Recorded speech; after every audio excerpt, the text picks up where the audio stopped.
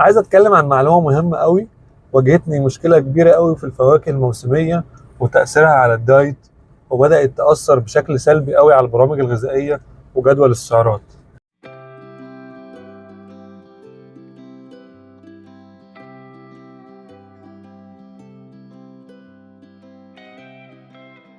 في حاجه يا جماعه اسمها الجلايسيميك اندكس، او الجلايسيميه بتاعه الفواكه وبتاعه المواد الغذائيه او المواد اللي بتخش الجسم، او المعدل الجلايسيمي، الطريقه اللي تعجبك انطقها بيها.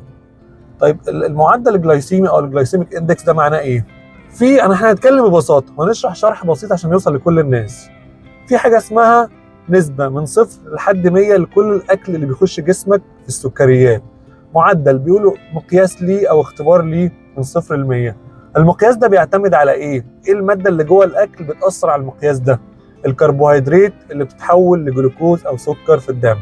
يبقى احنا مقياسنا الحقيقي هو الجلوكوز او السكر اللي بيحصل في الدم، فبالتالي بنقول عليها دي مواد جلايسيميه عاليه او مواد غذائيه الجلايسيميه بتاعتها قليله او مناسبه للجسم.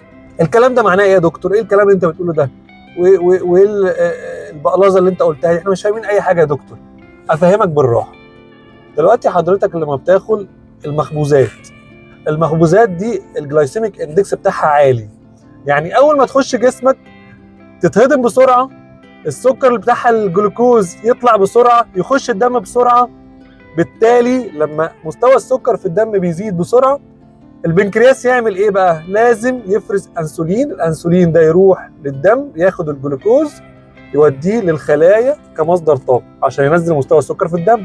فكلنا عارفين ان مستوى السكر في الدم لما بيعلى بيعمل مشاكل صحيه كتيره، منها يؤدي الى تخزين الدهون.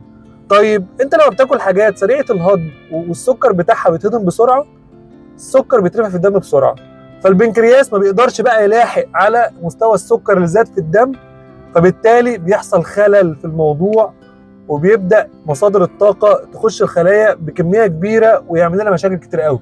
اذا دي نقول عليها ماده جلايسيميه عاليه، يعني المخبوزات سريعه الهضم الجلايسيميه بتاعتها عاليه، فبالتالي بترفع السكر في الدم. طيب ايه الحاجات بقى يا دكتور اللي ما تاثرش على الدايت ونستفيد منها؟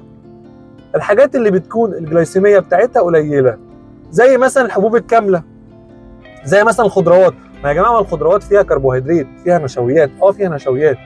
طب بس النشويات دي الهضم بتاعها بطيء، امتصاص السكر اللي فيها بطيء، فبالتالي مستوى السكر اللي في الدم بيزيد بطريقه تسارعيه او بطيئه، خطوات، خلال كل دقيقه بيزيد نسبه معينه، فبالتالي احنا ما رفعناش السكر اللي في الدم مره واحده، فبالتالي البنكرياس خد وقته بالراحه خالص عشان يفرز الانسولين، عشان الانسولين يروح ياخد السكر اللي في الدم يوديه كمصدر طاقه الخليه.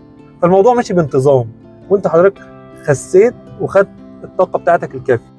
اذا ببساطه كده يا دكتور، عشان الكلام اللي احنا مش فاهمينه كتير ده، في مواد غذائيه الجلايسيميه بتاعتها عاليه دي غير مناسبه في الدايت، في مواد غذائيه الجلايسيميه بتاعتها قليله مناسبه في الدايت، اهمها الخضروات والحبوب الكامله. على فكره الفواكه عاليه السكريات الجلايسيميه بتاعتها عاليه، علشان كده احنا بنقول هي بترفع الانسولين، ده اللي احنا بنتكلم عليها، فواكه عاليه السكريات. وكل ما ينطبق على الجلوكوز معدل جلايسيميه من 0 ل 100. افهموا الدايت صح، افهموا الاكل صح، علشان تعرفوا تاخدوا كل احتياجاتكم بدون اي زياده في الوزن.